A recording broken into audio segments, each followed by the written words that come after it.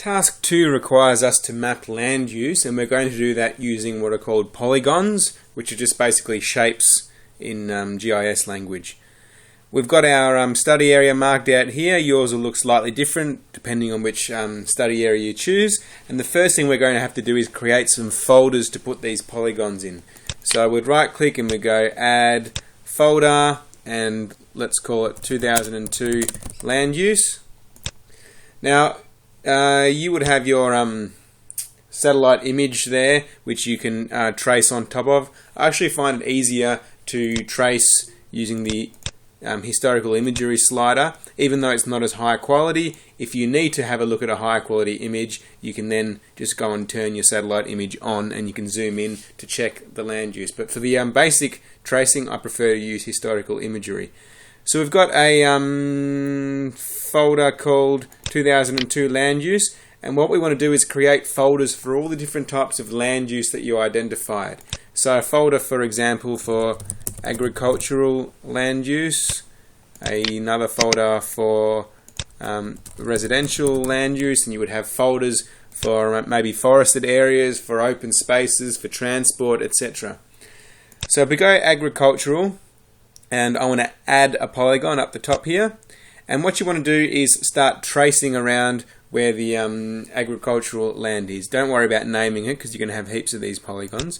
So you just keep doing dots, and I've got the it's actually quite hard because I have the opacity turned to 100. If I turn that to 50, it's going to make it a lot easier because I'll be able to see what's underneath here.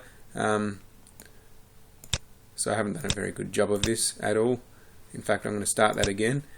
Add polygon. Did it again. Opacity at 50. There we go. And I'll keep going with this, and I can trace around the road. I'm doing a really rough job just to show you how it works. You'll do a better job. So that's agricultural land. If I want to do some residential land, I can do the same thing. Let's zoom in. This part looks like it's residential. I'm doing a really rough job. You'll spend a lot more time on this and actually zoom in and have a look at what the land use is. I'm just showing you how the functions work. In the residential one, if I've missed some residential here, I'll add some extra ones. So I've got another polygon there. Looks like there's some residential land here, so I'll add another polygon there. And it's just a basic way of categorizing the different land use.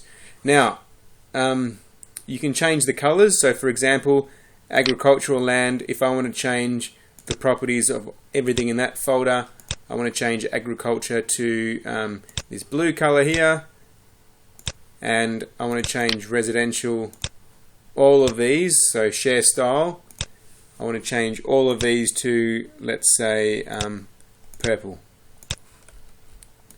There we go. So we've got agricultural land here and residential land here.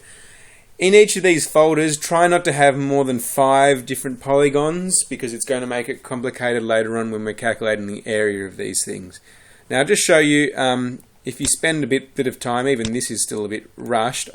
Here's one I prepared earlier. I'll just turn off all of this stuff. Here's one I prepared earlier, which includes a legend. I showed you how to use legend in one of the previous videos, and I've got agricultural, residential, industrial, natural, all that sort of stuff mapped here within the study site. For task 3, you're going to have to do the same thing but with the current land use, and I'll show you what that looks like here. And this is, I haven't done a legend for this one, but you can see all the different types of land use here. For example, agricultural was yellow. And I've also used the altitude to show that this, all these parts in red, they're all residential.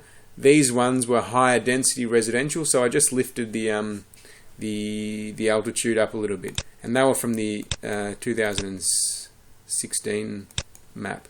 So you can see there that's high density residential, which is why the altitude is a bit higher.